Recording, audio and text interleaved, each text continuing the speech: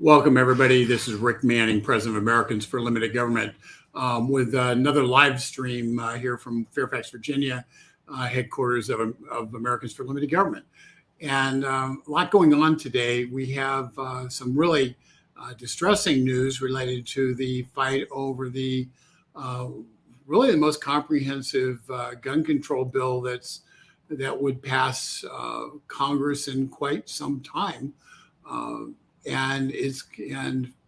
Fact of the matter is, we're going to talk about specifically what it means in terms of red flag laws and why, when the federal government says we'll give you money to do this, states, even pro-gun states, are going to be hard pressed not to take the money. So it's a dangerous thing that's happening from the federal level, and we need to talk about it and what it means. We'll also talk a little bit about the January 6th Commission, but I think we may meld it into some of the talk on the red flag laws because they connect. And then lastly, we'll have I want to say a couple words about inflation and the political situation that the nation faces itself. There's so many challenges that happen. I know that it must feel like you're drinking water through a fire hose when you're trying to consume all this information. And I know on our end, it's really it can be overwhelming at times. And maybe I'll spend a little time talking about how we make the editorial choices we make and what we send out to you. Sometimes trying to pick issues that everybody's not talking about now, but they will be a month from now. So you can be informed first and know what's going on and have facts when people start trying to figure out why there's food shortages, what's going on, how the system's breaking and why it's breaking. And so, so maybe we'll talk a little bit about that too. But for now, let's start with the gun control issue. It is almost unbelievable to me that the Republicans in the Senate basically completely caved and are trying to find a quote unquote middle ground on an issue where the left never has a middle ground.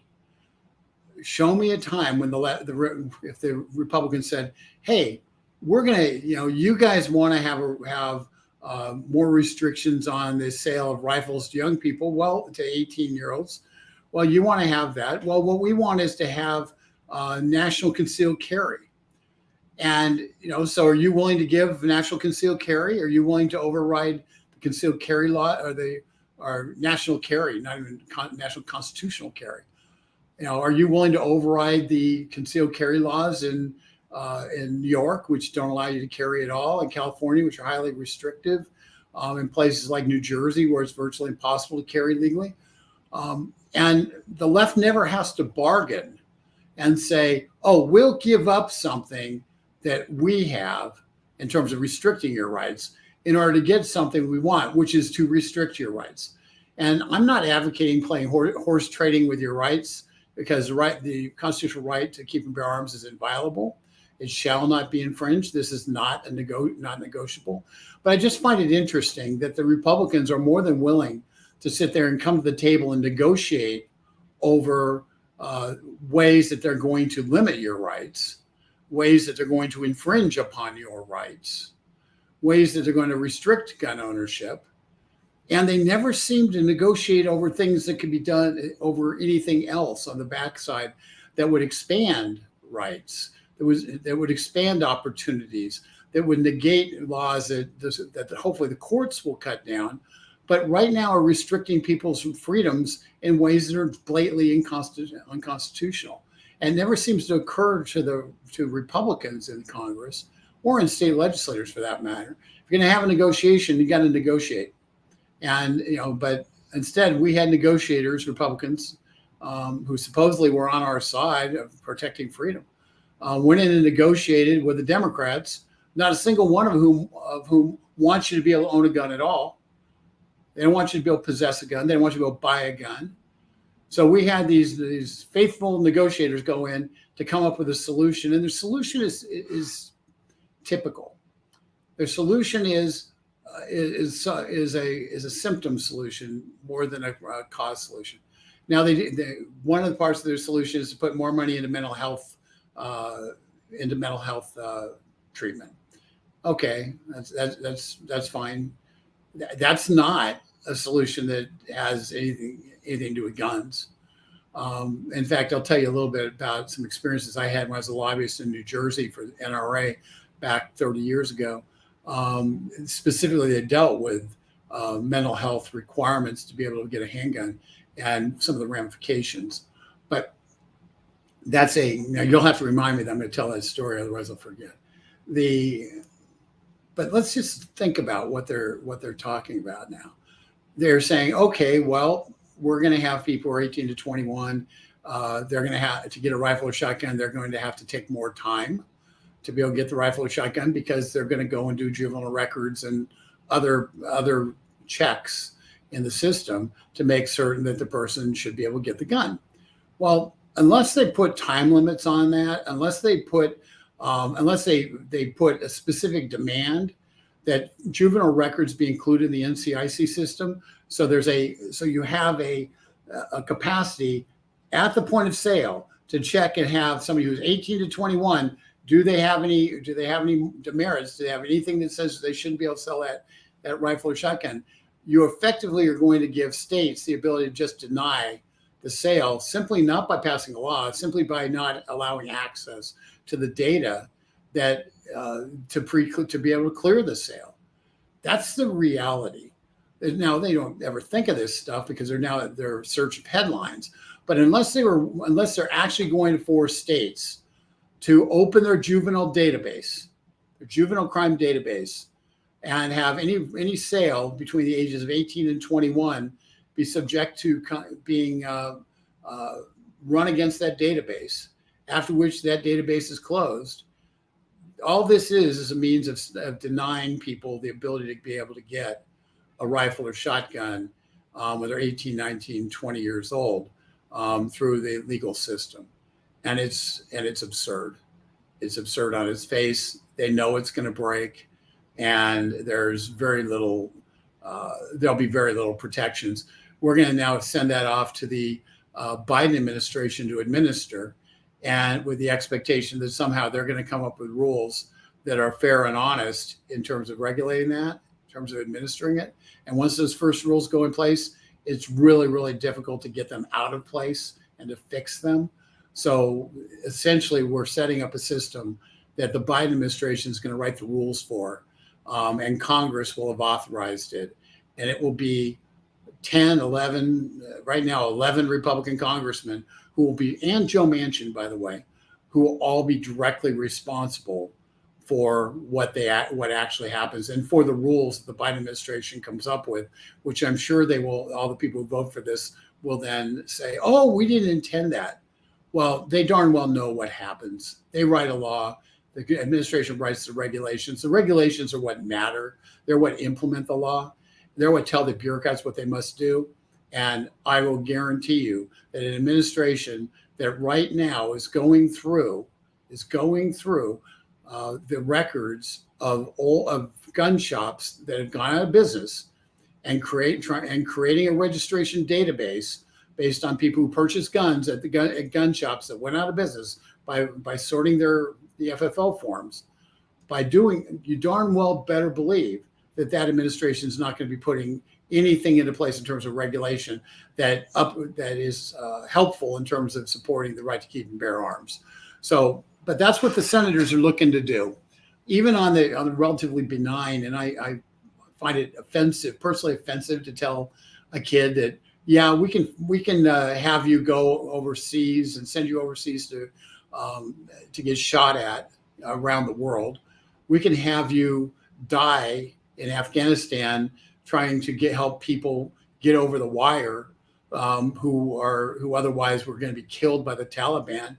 We can send our kids into those kinds of situations, our 18, 19, 20-year-olds into those situations, but we won't allow them to go get a hunting rifle. We won't allow them to be able to get a shotgun. We won't allow them to be able to get a gun that they can practice their target shooting at a high end so-called high-power rifle, semi-auto. It's a, we're gonna say no. You can't get those things in some states because, oh well, you're not going to get your background check approved. You're not going to get into your records, so you can go through the basic background check that happens for everybody else, certainly for handguns. And so this is important, and these guys need to understand this, that they have to, denying honest people their rights because a couple of bad people abused the system and broke dozens of laws in the process and killed some people. And this is not dismissing the grief of people in Uvalde or in Buffalo or elsewhere.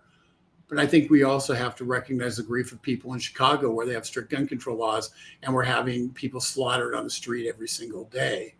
We have to recognize the grief of the people who had 100,000 people who lost a loved one. Actually, millions of people who lost a loved one last year alone because of fentanyl. We have to recognize the people who are losing the battle in terms of their own health because of the public health system being so focused on shutting down everything that they cause people who had stage one breast cancer before they were able to go get a mastectomy due to the government shutdown of all things that weren't COVID related. They then were, stage 4. We're seeing an uptick in cancer deaths. We're seeing an uptick in every area of death in this country because of COVID. And yet those same congressmen are the ones who keep sending money, authorizing money to spend more money on COVID.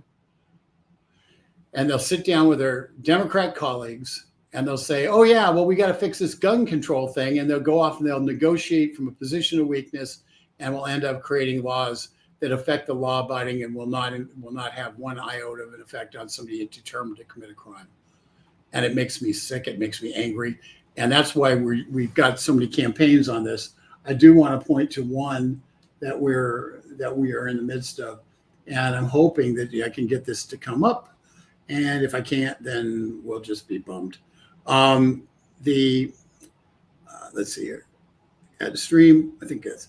Yeah, this is the campaign that we're running right now to try to get Congress, get those senators to stand firm and to fight against this, and hopefully flip a couple. We've got ads up in a number of states of members we are trying to move Republican members off of the position of supporting this and trying to get them to come to their senses. It's not a big campaign. It's what we can afford. It's what, basically we've asked people to give us money to do it. And we're spending that money on the campaign, on the ads to get people, to get hopefully thousands of emails into people saying, stop the madness on this. Don't allow for this gun control law to pass. But that's so we've got this campaign up. I would encourage you to go to getliberty.org, send your friends to getliberty.org. If you click on the button on getliberty.org, I'll switch us over to that now. You'll see Stop Biden's Gun Ban. That's how you get to you click on that, and that's how you get to this page right here. But send this link, send the link to this. Go on to getliberty.org, click on the Stop Biden Gun Ban, and send this link. It says Biden wants your guns to every one of your friends, every single person you have in your database who might be pro-gun. It is incredibly important that your legislators know where you stand, that we bury these people in comments and in complaints about what they're doing. And here's why. And I'm going to just tell you this as somebody who fought in the trenches for 9 years as a state lobbyist, who fought and spent 5 years in New Jersey fighting against semi-auto ban. And in New Jersey, I'll just give you the fact on it. In New Jersey, in the 1989 election, we lost. We had a governor, Jim Florio, get elected. He was anti-gun. He pretended to be pro-gun before. The minute he got the capacity to be governor, he decided he wanted to ban guns. He was going to ban semi-autos. We had Democrats who were on our side in 1989 who got elected with NRA support. And in 1990, we fought like crazy, but those Democrats ended up voting for banning guns, for confiscation of lawfully owned guns, even semi-autos. And so and it was a massive fight. It went along party lines with the exception of one Republican who voted on the side of the Democrats, a guy named Bill Gormley from Atlantic City, New Jersey. And so so it was a really tough fight. And thousands of people came to the Capitol. People were energized. People did everything they could. And people were in tears when it was over. But we didn't stop fighting. And we didn't stop fighting because the fight wasn't over. Because once somebody votes to ban guns, one type of gun, they're going to come back and try to ban another type of gun. Because in 1987, the Senate president at the time, a guy named John Russo, was proposing a handgun ban that we had to beat. And we beat it. We beat the handgun ban handily. He was never able to even bring it up, even though he was Senate president. But we knew that if they once they got the taste of doing something, unless they got the crap beat out of them, they would go back to the well again and again and say, okay, we can just give a little. We can just give a little. Because to them, they thought they were just giving a little. So what ended up happening, and I'll give you the rest of the story real quick. What ended up happening was in the interim between the 1989 election, and New Jersey has off-year elections, so 1989, 1991, 1993. In the interim between the 1989 election and the 1991 election, after the gun ban was passed, we went in and we said, let's try to make it so at least you're not banning the possession of guns. Okay, and try to get the governor to sign some kind of compromise where we were able to at least narrow the scope of this so it was limited to a very few guns and we would end up not having people going to jail for possessing a gun. And so this was a big fight, and quite honestly, it was a hard fight for us to have because I didn't agree with the basic premise. No guns should have been allowed to be banned. Was going the wrong direction. But I was trying to roll back part of the law. And we had Democrat senator leading, a guy named Ray Zane. Ray's the only Democrat senator who voted with us. Actually, not true. John Lynch voted with us too. But Ray was one of the two Democrat senators who voted with us. And Ray was a fighter, and he was willing to put legislation up that would repeal this.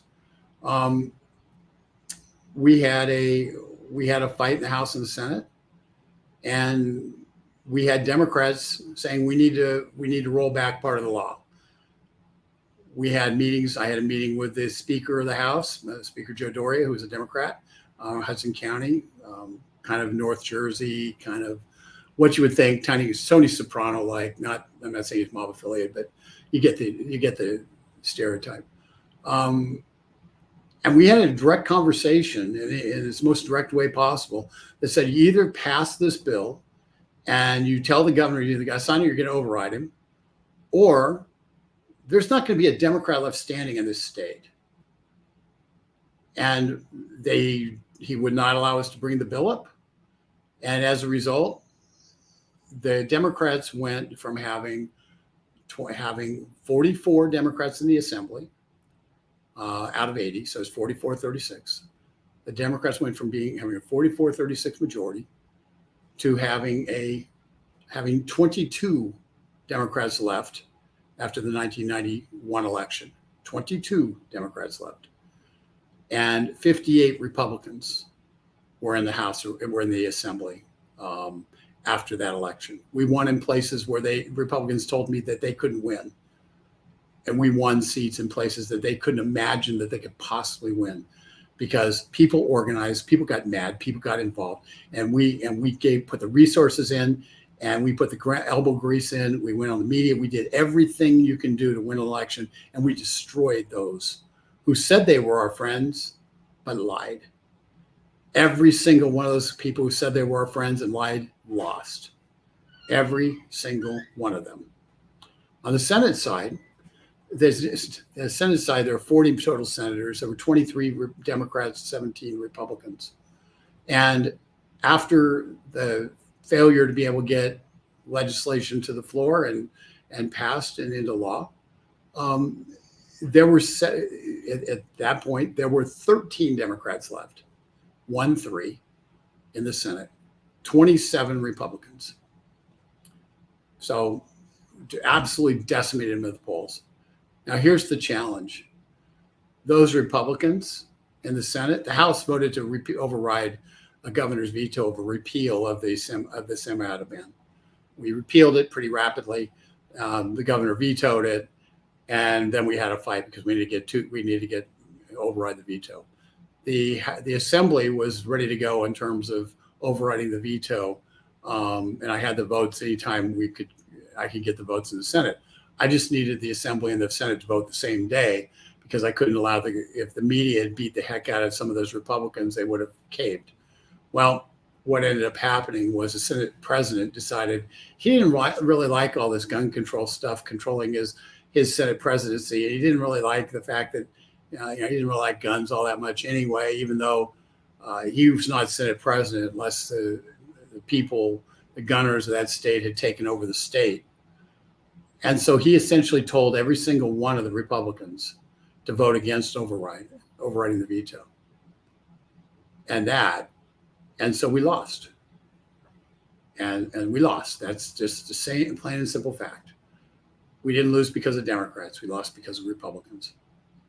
So when you look at the 10, 11 Republicans right now, we're talking about voting for this bill.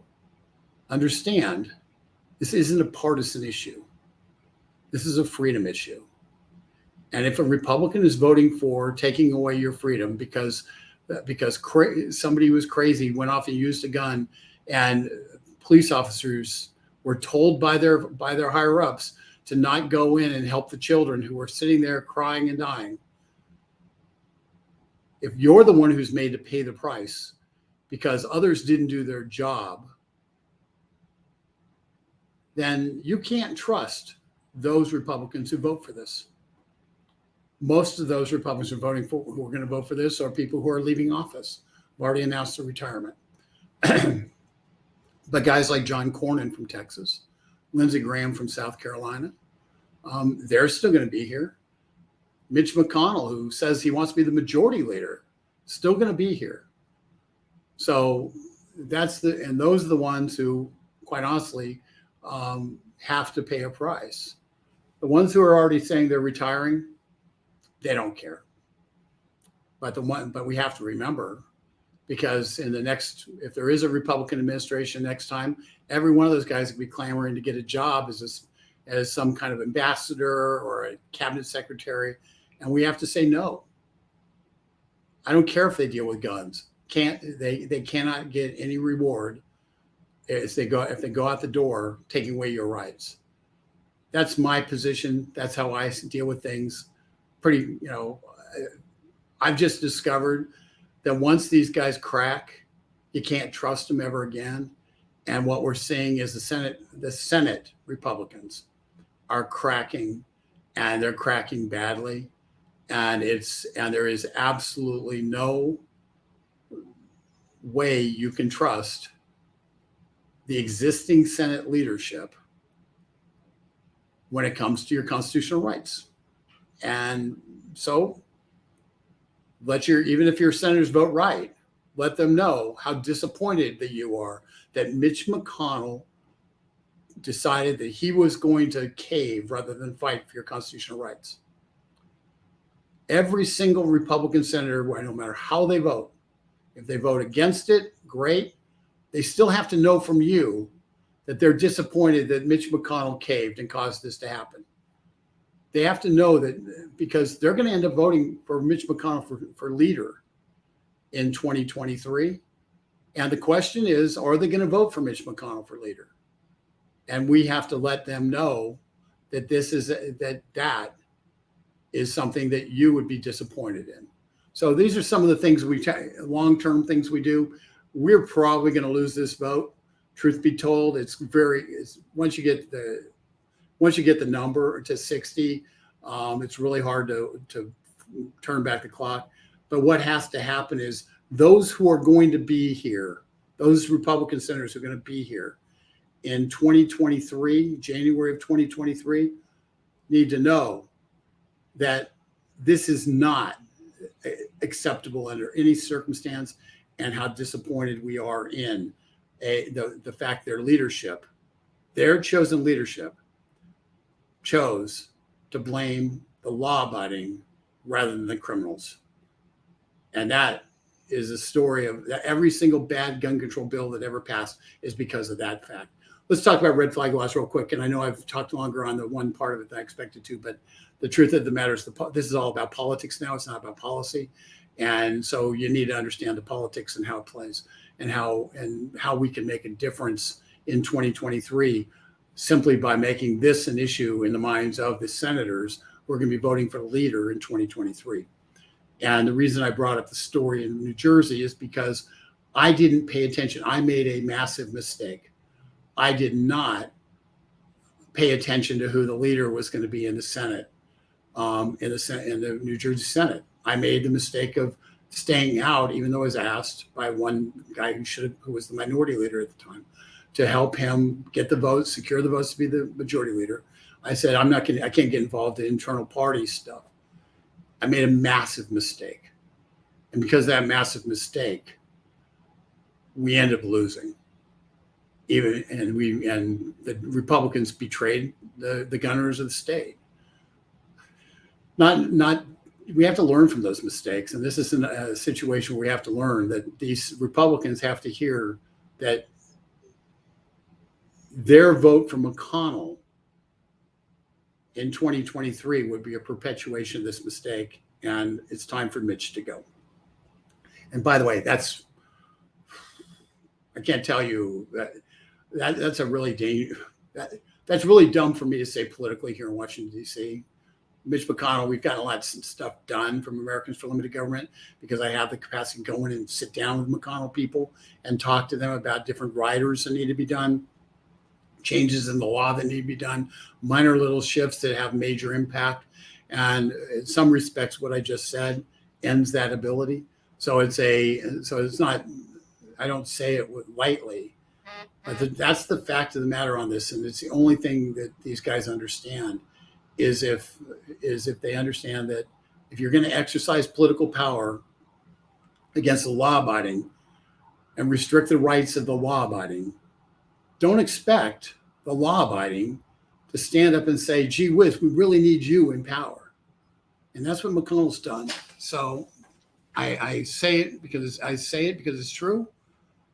I wish I didn't have to, because it's going to harm some other things we need to get done. But that's just the facts of life.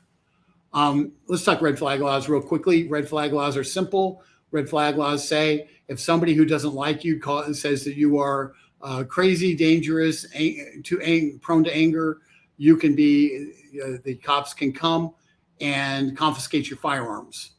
And, and you don't have any due process. Good luck getting your firearms back. So if you're in a divorce proceeding, or you're in some kind of this personal thing and somebody knows you have firearms, they can use this as a vendetta against you. They can use it as and they will. It's denying gun owners basic due process to keep their property, their lawfully owned property, their constitutionally protected owned property. And it's denying gun owners due process. I've seen constitutional attorneys say that they've reviewed every red flag law in the United States. Not one of them meets constitutional muster because it denies you your basic rights. If you are the subject of an accusation, you are guilty until you prove you're innocent, and then you have to somehow convince the court to let you get your guns back. And and now what this bill would do is it would pay states to implement red flag laws. Your taxpayer dollars would go to pay your state to implement red flag laws. It's beyond comprehension that the Republicans would do this, and quite honestly, this is completely a Lindsey Graham thing.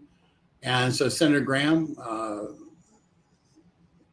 who becomes a conservative every 6 years when he's running for office, when he's running for re-election in South Carolina, has this is his deal, and he's responsible for it. He negotiated it, and folks, this is really bad. And so the only way it's going to really get fixed is if we can get a court to overturn it. And, that's going to be a fight that's a 10-year fight, as you guys know, and looking at the various fights, constitutional fights in the various courts in terms of who has standing and the like. Maybe we can get some attorney generals to jump on it. It's one of those things that Americans for Limited Government is very involved in a number of attorney general type races.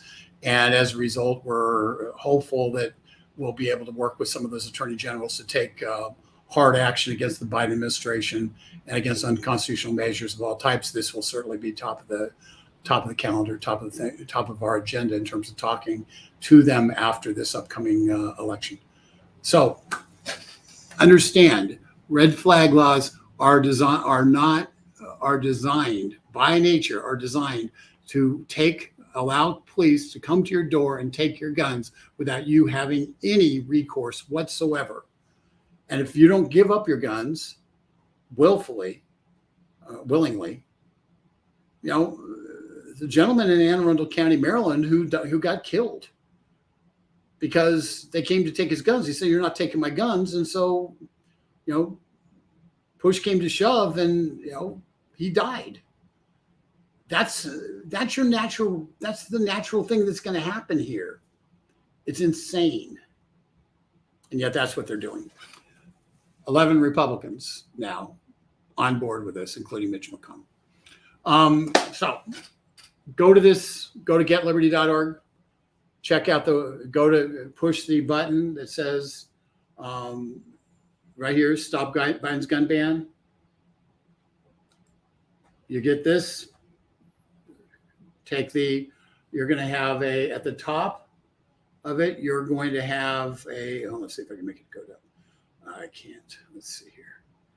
At the top here, you've got the URL. Copy the URL and send it to all your friends and urge them to get involved now, because now is when this fight is going on. So that would be so that's the gun part of this. Let's talk a little bit about something else. And I'm going to put up here one of the things that you might do is if you have any, provide comments, just provide them. I see there's a number of comments up here. I'm going to just briefly, I'm going to hold on the J6 Commission because I think there's some other, I want to spend some more time on it. And I think I've talked, I don't want to overstay my welcome. But I do want to say one thing on inflation.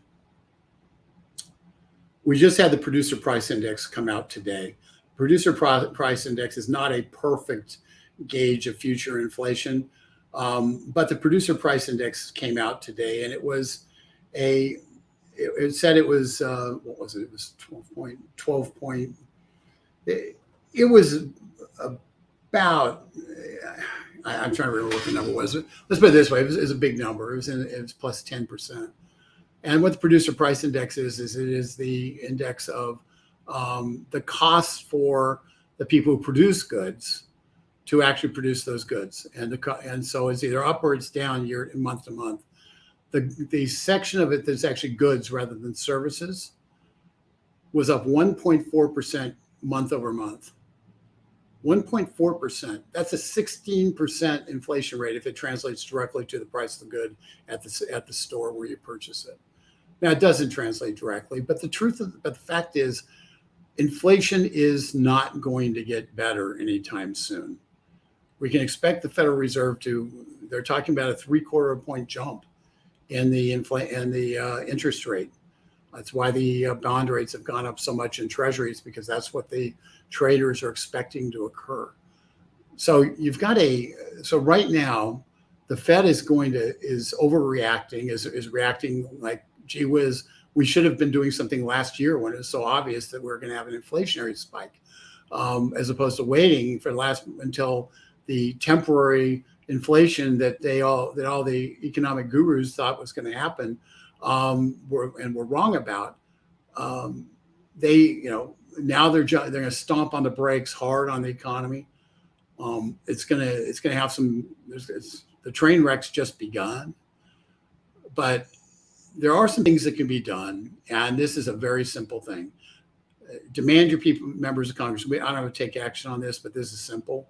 Demand your state and local legislators and your members of Congress fight the Biden energy policy tooth and nail. The Biden energy policy is the root of this whole thing. So urge them to fight the Biden energy policy.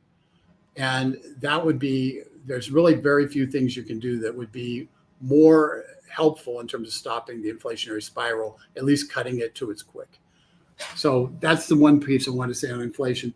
I'm going to look at the comments real quick. I apologize, but my phone is ringing off the hook here, and and yes, Jeff Mackins, it is a simple Fourth Amendment violation, 100%. We talk Second Amendment so much, but red flag laws are a Fourth Amendment violation. Let's see here. Boop. I'm going to talk about what Tom says here, because Tom's right. Here's the challenge with Republicans. We have to change this mindset. Republicans sit there and they often will say something very simple. They'll say, we're going to stop them doing any more damage. But they never, ever, ever fight not just to undo the damage, but to restore freedom in places that the Democrats are vulnerable. They never go at the Democrats' jugular in terms of the fight for freedom. They fight battles that are in the traditional context of, oh, we all agree that America's the greatest country on earth. But okay, I'm gonna have to get going here. I apologize, but my wife's called me 4 times now, so that means something bad is happening. So I am going to just say this: please, please, please jump in. Americans for Limited Government, getliberty.org. Sign up, pass the word around, and we'll rejoin the live stream tomorrow. Thank you very much for your time and attention, and I apologize for having to cut it short. Take care.